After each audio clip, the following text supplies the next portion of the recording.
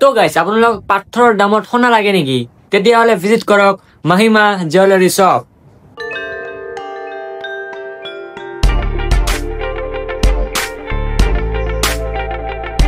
তো গাইস ইপিনে দাদা আছে দাদা মজাকে কালেকশন দেখাব তো দাদা আমার গাৰ্লফ্ৰেন্ডৰ কাৰণে ৰিং ল'ব লাগিছিল ইয়াতে মানে আছে ৰিং আছে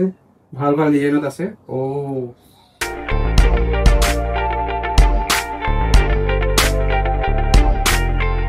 এটা মই কেনকে গম পাম যে অৰিজিনাল নে ডুপ্লিকেট আমাৰ বহুত এটা স্ক্যাম হৈ আছে নিজৰ মাৰ্কিং হয় এভৰি বস্তুতে নিজৰ মাৰ্কিং কৰা মানে মই ভাবিছো এটা মানে অলপমান কাস্টমাইজ কৰিব লাগে আমি কাস্টমাইজও কৰো এভৰিথিং আপোনাৰ বাজেটৰ হিচাপে এভৰিথিং তো গাইস আপোনালোকে দেৰি নকৰিব অতি গলে আহক আৰু মই বাকি লাহে লাহে কালেকশন বিলাক দেখে আছো